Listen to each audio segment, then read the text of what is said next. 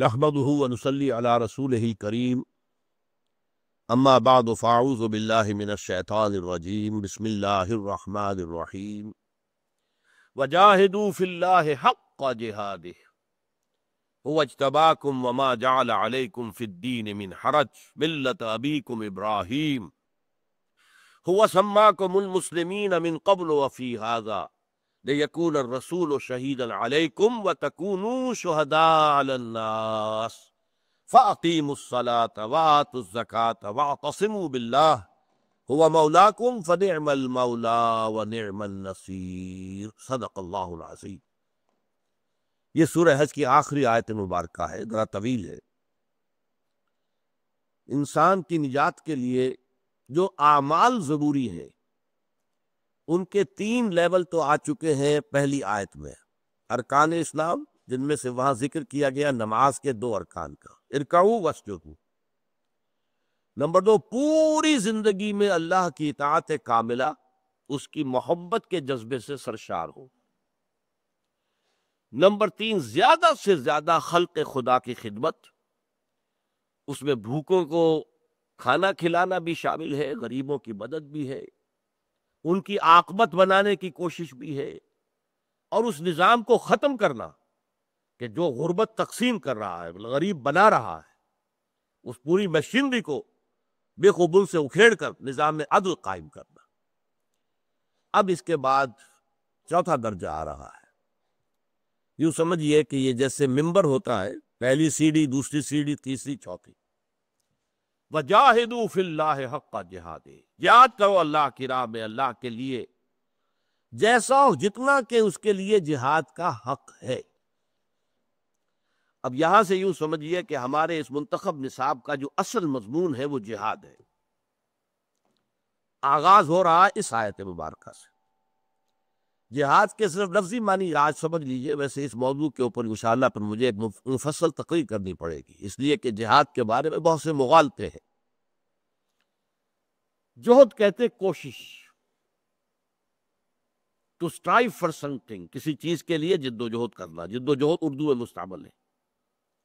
جہاد کہتے ہیں کسی کے مقابلے میں اور کسی کی رکاوٹ کو ختم کرتے ہوئے جد و جہد کرنا، پیش قدمی کرنا۔ یعنی جہد تو یک طرفہ عمل ہے، آپ جہد کر رہے ہیں، کوشش کر رہے ہیں، بڑھ رہے ہیں۔ جہاد میں کیا ہے کہ 2 مخالف قوتیں آ گئی، کوئی آپ کو روک رہا ہے یا کوئی آپ کو کسی اور طرف دھکیل رہا ہے، آپ کہتے ہیں نہیں ادھر جاؤں گا میں۔ یہ جو جہاد، یہ جو کشاکش ہے، یہ جہاد، جہد اور جہاد کا یہ فرق ہے۔ انگریزی میں ٹو اسٹرائیو فار یہ جہد ہے، ٹو اسٹرگل اگینسٹ یہ جہاد ہے۔ اس لیے کہ ہر کام میں آپ کو معلوم ہے کہ مخالفت تو آتی ہے۔ اسٹرگل فار ایگزسٹنس، وجود کے لیے ہر ذی حیات شے جو ہے، ہر ذی حیات وجود جو ہے اس کائنات میں، وہ ایک اسٹرگل میں ہے۔ اسٹرگل فار ایگزسٹنس مقابلہ ہے، struggle for existence, survival of the fittest. یہ دنیا کا یہ تو آج کل کے فلسفوں میں مانی چیزیں ہیں۔ اسٹرگل کسے کہتے ہیں؟ مقابلہ۔ جاہدوا فی اللہ ہے، اللہ کے لیے، اللہ کے راستے میں مقابلہ کرو، جد و جہد کرو مخالفین کے خلاف۔ وہ کیا ہے؟ آپ توحید کی دعوت دے رہے ہیں، مخالفین شرک کی دعوت دے رہے ہیں، ٹکراؤ ہوگا کہ نہیں ہوگا؟ آپ اللہ کے دین کو قائم کرنا چاہتے ہیں، کوئی اور کمیونزم کو قائم کرنا چاہتا ہے، ٹکراؤ ہوگا کہ نہیں ہوگا؟ آپ چاہتے ہیں کہ اسلامی ریاست بنے، کوئی سمجھتا ہے نہیں، لبرل ڈیموکریٹک جمہوری ریاست جو ہے، سیکولر ڈیموکریسی ہونی چاہیے۔ تصادم ہوگا کہ نہیں؟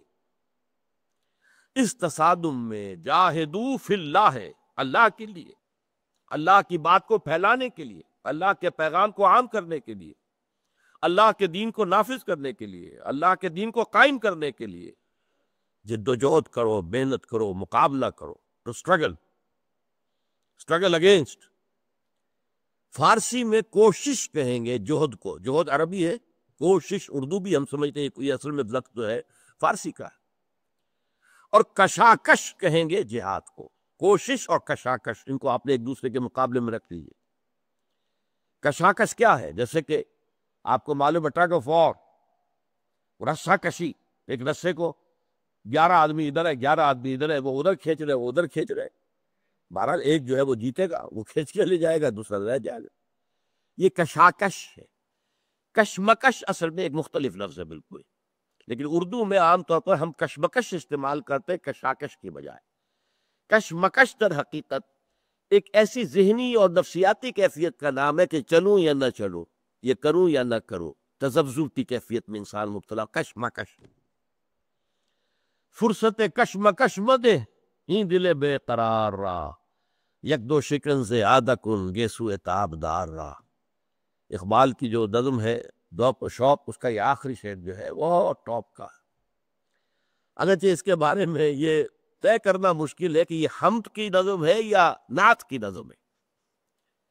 عام لوگ اسے نعت کی سمجھتے ہیں، میرے نزدیک یہ حمد کی نظم ہے۔ بہرحال تو اللہ تعالیٰ سے مخاطب ہو کر میرے نزدیک اقبال کہہ رہا ہے کہ یہ جو مجھے کشمکش ہے، میں چلوں یا نہ چلوں، آپ کی طرف آؤں یا نہ آؤں، مجھے یہ اس کی بھی فرصت مت دے کہ میں یہ سوچوں، بلکہ اپنا حسن جو ہے کچھ اور اس کے اندر اضافہ فرما۔ یک دو شکن زیادہ کن گیسو تابدار رہا، تاکہ میں اس طرح کھنچا ہوا آ جاؤں کہ مجھے یہ سوچنے کا موقع نہ ملے کہ میں چلوں یا نہ چلوں۔ یہ تذبذب جو ہے یہ بھی در حقیقت ایک انسان کے اندر ڈبل مائنڈڈ ہونے کی ایک علامت ہے نا۔ فرصت ہی نہ دے اس کی، مجھے یہ سوچنے کے لیے وقت چاہیے نا۔ فرصت کشمکش مدے این دل بے قرار را، یک دو شکن سے آدھا کن گیسو تابدار را۔ تو یہ کشمکش کا لفظ جو ہم استعمال کرتے ہیں، یا اس شعر میں صحیح معنی میں استعمال ہوا، کشمکش، کھینچو مت کھینچو، چلو مت چلو، جاؤ مت جاؤ، لیکن کشاکش کا لفظ ہے اصل میں۔ اور شعر مجھے یاد آ گیا، اگرچہ شاعر عام طور پر پربھو کے بارے میں اچھی آرا نہیں، اب فوت ہو گئے ہیں، اللہ کے حضور حاضر ہو گئے ہیں۔ کوثر نیازی صاحب کا شعر تھا، بہت شعر اپنی جگہ بہت عمدہ ہے۔ کشاکش خس و دریا ہے دیدنی کوثر، الجھ رہے ہیں زمانے سے چند دیوانے۔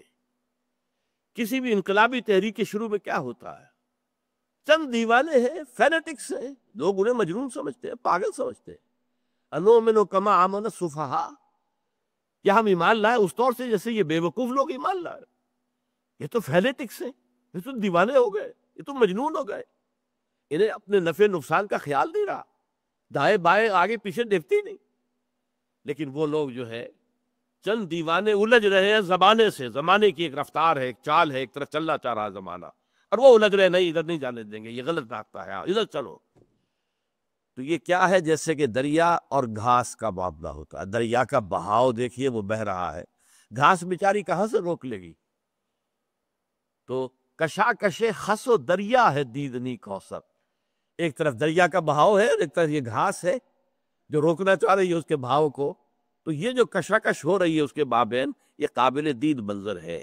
اسی طریقے سے انقلابی کارکن جو ہوتے ہیں، جیسے کہ صحابہ کرام کا نقشہ جو ہے اولین دور جو ہے مکے کا، اس میں کیا تھا؟ کتنے لوگ تھے، اور جس طریقے سے وہ اڑے ہوئے تھے، ڈٹے ہوئے تھے اپنے توحید کے اوپر، مارے جا رہے، انہیں پیٹا جا رہا ہے، بھوکا رکھا جا رہا ہے، دیکھتے ہوئے انگاروں پر لٹایا جا رہا ہے، گلے میں رسی ڈال کر مردہ لاش جو ہوتی ہے جانور کی اس طرح گھسیٹا جا رہا ہے، یہ سب کچھ ہو رہا ہے۔ وہ ٹھیک ہے، کوئی پرواہ نہیں، جان چلی جائے گی نا، کیا بگڑ جائے گا؟ سیدھے جنت میں جائیں گے۔ یوم حساب کا انتظار بھی نہیں ہے شہید کے لیے، یوم حساب کا انتظار نہیں ہے، وہ تو سیدھا جنت میں جاتا۔ اسی لیے حضرت سمیہ اور حضرت یاسر کو جب ٹارچر کر رہا تھا ابو جہل اور حضور پاس سے گزرتے تھے تو کیا کہتے تھے؟ اصبروا یا آل یاسر فإن موعدکم الجنہ، بالکل گھبراؤ نہیں ہے یاسر کے گھر والوں، تم صبر کرو، جھیلو، برداشت کرو، تمہارے وعدے کی جگہ جنت ہے، وہاں تمہارے استقبال کی تیاریاں ہو رہی ہیں۔ یہ ہے جہد، جہاد، جاہدوا فی اللہ حق جہاد، جہاد کرو اللہ کی راہ میں جیسا کہ اس کے لیے جہاد کا حق۔ اور اس میں اب نوٹ کیجئے، میں پہلے بھی توجہ دلا چکا ہوں، اس ایک رکوع میں یہ حق کا لفظ 2 دفعہ آیا، ما قدر اللہ حق قدر، انہوں نے نہیں پہچانا اللہ کو جیسا کہ پہچاننے کا حق تھا، لہذا شرک میں مبتلا ہو گئے۔ اگر معرفت خداوندی جیسے کہ ہونی چاہیے حاصل ہو جائے تو کوئی شرک کے اندر مبتلا نہیں ہوگا۔ اللہ کے حسن و جمال کا اگر مشاہدہ ہو جائے تو پھر کسی اور کا حسن اس کی نگاہ میں کہاں ٹکے گا، کہاں جمے گا؟ اللہ کی عظمت اگر منکشف ہو جائے تو پھر کسی چھوٹی موٹی چیز کو انسان اپنا مطلوب و مقصود کیسے بنائے گا؟ لہذا وہ ما قدر اللہ حق قدر اور جاہدوا فی اللہ حق کا جہاد، دو ہی چیزیں ہو گئی۔ اللہ کو پہچانو جیسے کہ پہچاننے کا حق ہے، اور پھر اس کے لیے اپنا تن من دل لگا دو اس کے لیے جہاد کرنے میں جیسا کہ اس کے لیے جہاد کا حق ہے۔ وجاہدوا فی اللہ حق جہادہ هو اجتباکم، اس نے تمہیں چن لیا۔ اس پر گفتگو میں پہلے کر چکا ہوں۔ یہ لفظ جو ہے مصطفیٰ مجتبی حضور کے لیے استعمال ہوتے ہیں دونوں، محمد مصطفیٰ احمد مجتبی صلی اللہ علیہ وسلم وفداہ آباؤنا و امہاتنا۔ اب استفاء اور اجتباء میں فرق کیا ہے؟ استفاء ہے چن لینا، out of some thing, you choose some thing out of some thing. جیسے میں نے عرض کیا تھا کہ ایک گلاب کا پودا ہے، 10 پھول لگے ہوئے، آپ نے ایک پھول جو ہے اس میں سے توڑ لیا، آپ نے اس کو پسند کیا، باقی 9 جو ہے آپ نے ریجیکٹ کر دی، آپ کی نگاہ میں کھب گیا، ایک جو پھول تھا سب سے خوبصورت نظر آنے لیے۔ یہ استفاء ہے، آؤٹ آف۔ اس لیے استفاء کے بعد ہمیشہ آتا ہے اعلیٰ، ان اللہ اصطفیٰ آدم ونوحا وآل ابراہیم وآل عمران علی العالمین، اور حضرت مریم کے لیے آتا ہے اصطفیٰ کے علی نساء العالمین، اللہ نے تمہیں چن لیا ہے تمام جہان کی عورتوں پر، یعنی ان میں سے چنا ہے۔ تو محمد مصطفیٰ اجتباء کسے کہتے ہیں؟ To select. ہاکی کے میچ کے لیے بھیجنی ہے ٹیم، سلیکشن ہو رہا ہے، سلیکشن بورڈ بیٹھا ہوا ہے، ذرا کھیلو یہاں پر ایک میچ، ہم دیکھیں گے کون کیسا کھیل رہا ہے، پھر ہم چنیں گے۔ تو یہاں پر در حقیقت کسی مقصد کے لیے ہوتا ہے، لے لام آئے گا پھر اس کے آگے، لے کس لیے چن لیا ہے۔ اور یہ در حقیقت یہاں تھوڑا سا انگریزی میں جب بڑے کمپلیکس سینٹنسز کو انالائز کیا جاتا تھا تو یاد ہوگا آپ کو کہ ایک سبارڈینیٹ کلاز ہوتا تھا، ایک پرنسپل کلاز ہوتا تھا۔ پرنسپل کلاز جو ہے وہ جملے کا اصل مضمون ہے، اور درمیان میں کوئی بات آ گئی ہے ضمنی طور پر، مقطع میں آپ پڑھی ہے سخن جس طرح میں بات، تو یہاں دیکھیے گا هو اجتباکم، اس سے لے کر وما جعل علیکم فی الدین من حرج ملۃ ابیکم ابراہیم هو سماکم المسلمین من قبل وفی ھذا، یہ سبارڈینیٹ کلاز ہے۔ هو اجتباکم کا تعلق کس سے ہے؟ لیکون الرسول شہیدا علیکم وتکونوا شہداء علی الناس۔ دس از دی پرنسپل کلاز۔ اللہ نے تمہیں سلیکٹ کر لیا ہے تاکہ رسول گواہ ہو جائے تم پر، اور تم گواہ ہو جاؤ پوری نوع انسانی پر۔ یہاں در حقیقت جو میں نے آپ سے عرض کیا تھا، ایک پورا درس اس پر آیا تھا، رسالت کی کڑیاں۔ رسالت کی ہمیشہ 2 کڑیاں رہی، اللہ کا پیغام انسانوں تک پہنچانا ہے، درمیان میں 2 لنکس ہیں۔ فرشتوں میں سے ایک چن لیا، جبرائیل، اللہ نے اسے حوالے کر دیا پیغام۔ انسانوں میں سے ایک چن لیا، محمد صلی اللہ علیہ وسلم، جبرائیل نے آ کر محمد کو پہنچا دیا۔ اب محمد کے ذمے ہے صلی اللہ علیہ وسلم کے انسانوں کو پہنچا دے۔ 2 لنکس، 2 کڑیاں، یہ ہم پہلے حصے میں پڑھ چکے ہیں۔ اللہ یصطفی من الملائکۃ رسلا ومن الناس، اللہ پسند کر لیتا ہے، چن لیتا ہے فرشتوں میں سے بھی اپنے پیغامبر، انسانوں میں سے بھی۔ لیکن جب تک نبوت ختم نہیں ہوئی یہ 2 کڑیاں چلتی رہی۔ ایک نبی آئے، ایک رسول آئے، ان کے پاس پیغام آیا، انہوں نے پہنچا دیا، کچھ عرصے کے بعد لوگ پھر بھول گئے، پھر غلط راستوں پہ پڑ گئے، پھر نفس پرستی میں، پھر خواہشات کی بندگی میں پڑ گئے، پھر ایک رسول آ گئی، پھر اللہ کی وحی آ گئی، فرشتہ لے آیا، اور رسول بشر کے پاس، رسول ملک لے آیا رسول بشر کے پاس، رسول بشر نے پھر اپنے ابنائے نو جو ہے، اپنے ہم نو لوگ جو ہے ان کو پہنچا دیے۔ چلتا آ رہا تھا سلسلہ چلتا آ رہا تھا، 2 کڑیاں، اللہ، رسول ملک، رسول بشر اور انسان۔ اب حضور پر ختم ہو گئی نبوت، انسانیت تو ختم نہیں ہوئی نا، نبوت ختم ہو گئی، وہ 2 کڑیاں ختم ہوئی۔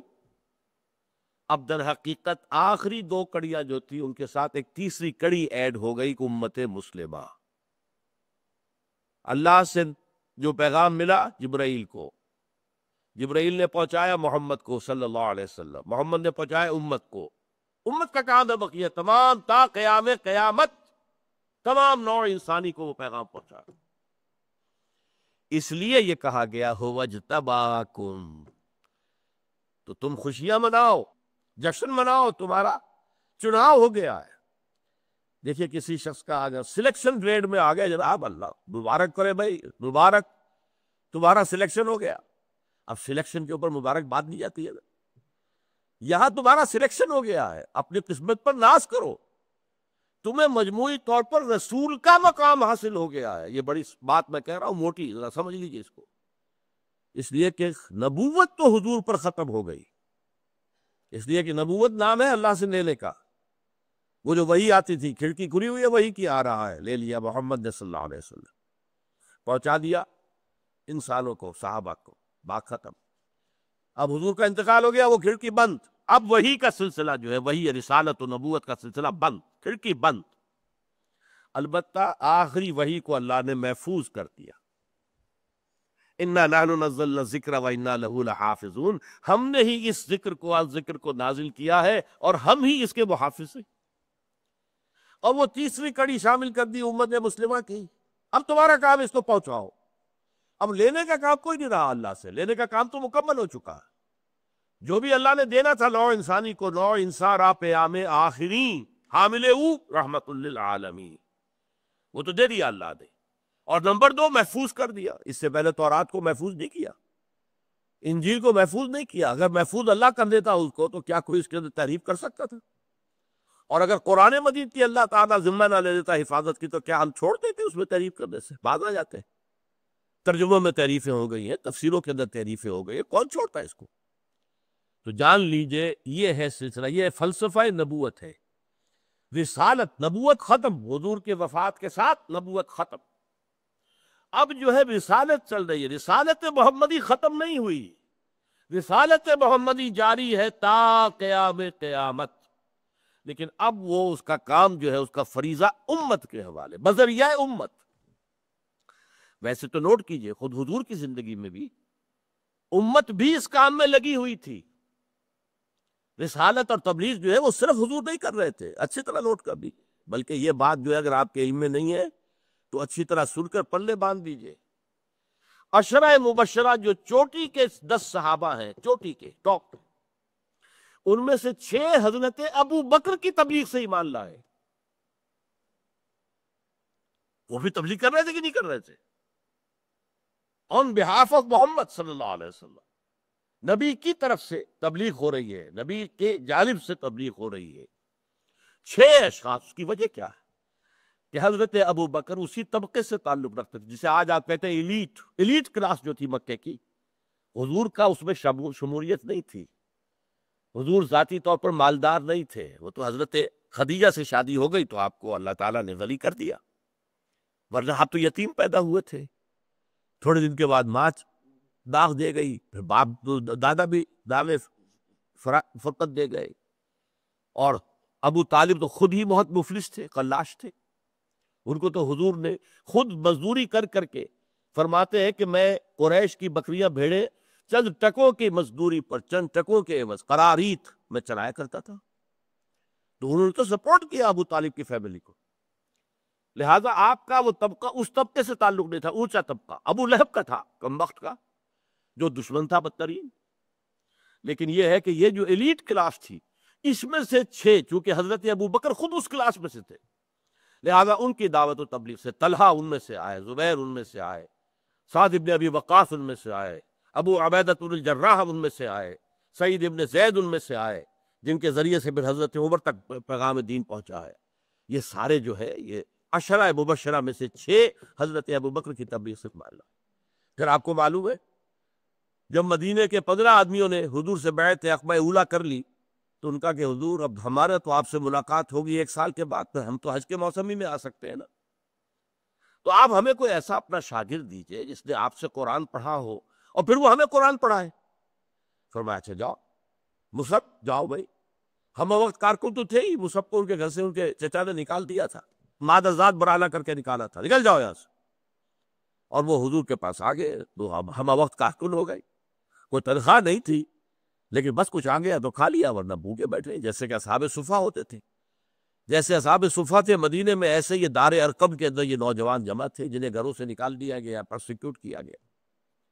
تو ان کے لیے نام جو ہے جس کو کہتے ہیں قرائے نام بنام من دیوانہ زدند، حضرت موسیٰ کو حضور نے حکم دیا، اور اس کے بعد عبداللہ ابن ام مکتوم ان کو بھی بھیج دیا۔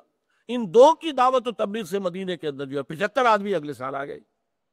تو یہ تبلیغ محمد نے تو نہیں کی تھی نا صلی اللہ علیہ وسلم، یہ رسالت کا فریضہ حضور کے behalf per, on his behalf, حضرت عبداللہ ابن ام مکتوم حضرت موسیٰ بن زبیر ادا کر رہے تھے۔ اسی طرح اب آپ کے انتقال کے بعد اب یہ فرض منصبی تا قیام قیامت پوری نوع انسانی کے لیے امت کے ذمے ہے، اور یہ عظیم ترین قرض ہے محمد کا ہمارے کلنوں پر صلی اللہ علیہ وسلم۔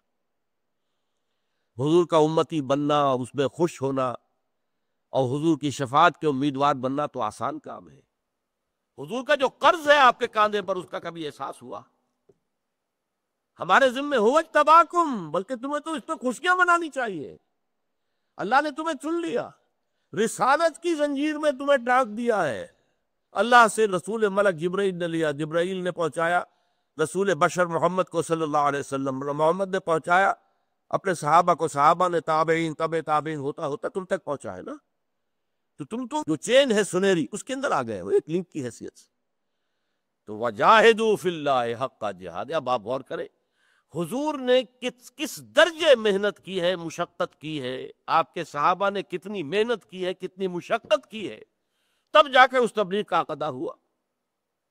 ہم ٹھنڈے ٹھنڈے آرام سے اپنا دھندا، اپنا کاروبار، اپنی ملازمت، اپنا پیشہ، اپنی ڈاکٹری، اپنا کلینک، اپنی یہ انجینئرنگ، تو اللہ خیر صلی اللہ، زیادہ زیادہ نماز پڑھ لی، روزہ رکھ لیا، اور بہت بڑا تیر مارا کسی درس قرآن میں جا کے بیٹھ گئے سننے کے لیے۔ اس سے آگے تو زمیں جنبت نہ جنبت گل محمد، آگے کوئی حرکت کرنے کو تیار ہی نہیں، کوئی کام کرنے کے لیے تیار نہیں۔ پھر کہہ رہا ہوں کہ اپنی قسمت پر ناز کیجئے، هو اجتباکم، اللہ نے تمہیں چن لیا، پسند کر لیا، تم سلیکشن گریڈ میں آ گئے ہو۔ وجاہدوا فی اللہ حق جہادہ، هو اجتباکم۔ اب یہاں پر ذرا جو سبارڈینیٹ کلاز ہے اس کو سمجھ لیجئے۔ ظاہر بات ہے جن سے خطاب ہو رہا ہے ان میں اولین مخاطب کون تھے؟ حضور کے مخاطب کون تھے؟ بنی اسماعیل، عرب کے لوگ جو حضرت ابراہیم علیہ السلام کی نسل سے تھے، بنی اسماعیل۔ تو ان کے لیے فرمایا ما جعل علیکم فی الدین من حرج ملت ابیکم ابراہیم، تمہارے لیے تو دین میں اللہ نے کوئی تنگی نہیں رکھی، یہ تمہارے باپ ابراہیم ہی کا تو دین ہے، تمہارے لیے کوئی اجنبیت نہیں ہے۔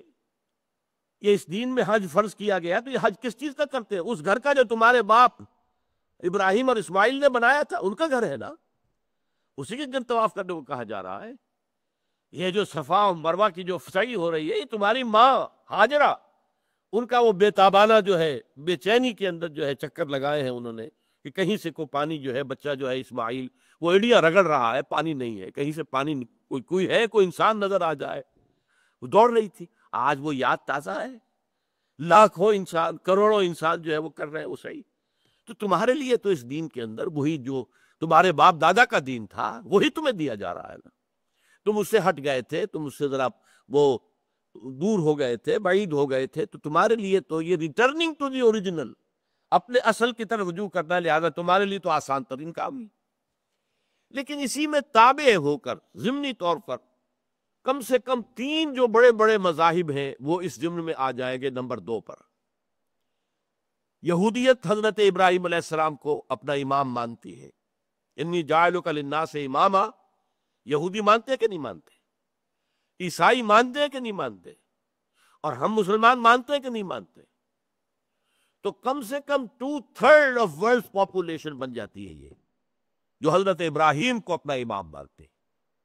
اللہم صلی علی محمد وعلی آل محمد کما صلیت علی ابراہیم وعلی آل ابراہیم انک حمید مجید، اللہم بارک علی محمد وعلی آل محمد کما بارکت علی ابراہیم وعلی آل ابراہیم انک حمید مجید۔ اور تو کیجیے، تو گویا کہ ہمارا تو تعلق ابراہیم کے ساتھ ہے، ہمارے معنوی باپ ہے، جیسے بنو اسماعیل کے باپ تھے ملت ابیکم ابراہیم، اس طرح ہم سب کے لیے وہ ہمارے باپ ہے۔ باقی بھی یہ جان لیجئے، میرے اندازے میں ہندوؤں کے اندر بھی ایک بڑی تعداد جو ہے وہ در حقیقت حضرت ابراہیم کے پیروکار ہیں، لیکن جیسا کہ عیسائی جو ہے بہت دور چلے گئے، انہوں نے حضرت عیسیٰ کو خدا کا بیٹا بنا لیا، انہوں نے برہم ابراہیم انہیں خدا بنا لیا۔ اللہ علیہ خیر صلی اللہ، بگڑی ہوئی شکل ہے اسی دین کی۔ تو فرمایا وجاہدوا فی اللہ حق جہادہ هو اجتباکم وما جعل علیکم فی الدین من حرج ملۃ ابیکم ابراہیم هو سماکم المسلمین من قبل وفی ھذا۔ اللہ نے تمہارا نام رکھا ہے مسلم من قبل وفی ھذا، پہلے بھی تمہارا نام یہی رکھا گیا تھا اور اب بھی اس قرآن میں بھی تمہارا یہی نام ہے۔ اپنے آپ کو مسلمان کے سوا کچھ اور نہ کہو۔ دیکھیے یہ ہے، آپ اپنے آپ کو حنفی کہیں، مالکی کہیں، مسلک کے اعتبار سے کوئی حرج نہیں ہے، لیکن اپنی شناخت نہ بنائیں۔ اہل حدیث ایک مسلک ہے، فرض کیجئے چلیے مسلک، اسے شناخت نہ بنا رہے، مسجد اہل حدیث، انا للہ و انا الیہ راجعون، تو آپ نے تو مسجد جو ہے اس کو باندھ دیا، یہ مسجد اسلام نہ رہی بھی، تو مسجد غوثیہ، اور وہ معلوم ہوا کہ ایک خاص مسلک کی مسجد ہے، تاکہ جیسے لا حول ولا قوت الا باللہ سے شیطان بھاگ کرتا ہے، تو مسجد غوثیہ لکھا دیکھ کر جو ہے وہ اہل حدیث تو بھاگ جائیں گے وہاں سے، یہ کون سی چیز ہے، یہ تو مشرکانہ شرک کا اڈا معلوم ہوتا۔ تو یہ ساری چیزیں جو ہے یہ سب غلط ہے۔ تم اپنے آپ کو مسلمان کہو، تمہارا نام اللہ نے تمہیں دے رکھا ہے مسلمان، هو سماکم المسلمین من قبل وفی ھذا لیکون الرسول شہیدا علیکم۔ اب یہ لام تاکہ تمہارا اجتباع کس لیے ہوا ہے، کس مقصد کے لیے ہوا ہے؟ You have been selected for a certain purpose، ایک گول ہے، تمہارے حوالے ایک مشن کیا گیا، اس کے لیے تمہارا سلیکشن ہوا ہے۔ لیکون الرسول شہیدا علیکم وتکونوا شہداء علی الناس۔ اب اس پر ذرا مفصل گفتگو جو ہے وہ انشاءاللہ اس کے اگلے نشست میں ہوگی۔ بارک اللہ لی ولکم فی القرآن العظیم ونفعنی وإیاکم بالآیات وذکر الحکیم۔